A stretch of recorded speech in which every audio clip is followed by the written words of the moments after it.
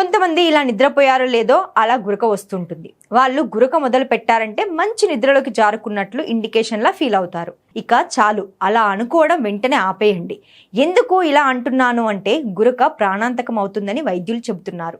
ఏంటి షాక్ అయ్యారా? పర్లేదు, కాకపోయినా ఈ స్టోరీని ఒక లుక్ వేయండి.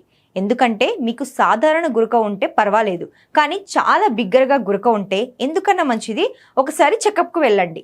లేకుంటే పరిస్థితి తీవ్రంగా మారవచ్చని వైద్యులు సూచిస్తున్నారు. 32 ఏళ్ల రోగి బిగ్గరగా గురక పెట్టడం వల్ల నిద్రలోనే మరణించాడని డాక్టర్ అదితి ధమీజా చెప్పారు.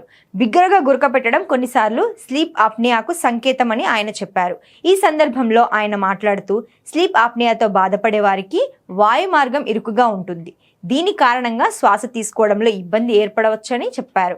దీంతో వారిలో ఆక్సిజన్ స్థాయి గణనీయంగా తగ్గుతుందని, దీని కారణంగా గుండెపై అదనపు ఒత్తిడి పడటం ప్రారంభమవుతుందని పేర్కొన్నారు. అటువంటి పరిస్థితిలో గుండెపోటు రావచ్చని, ఇది ప్రాణాంతకం కావచ్చనే అభిప్రాయం వెల్లడించారు. స్లీప్ ఆప్నియా కారణంగా అధిక రక్తపోటు, స్ట్రోక్, ఇతర గుండె జబ్బుల ప్రమాదం పెరుగుతుందని చెప్పారు. వెంటనే డాక్టర్ను కలవండి.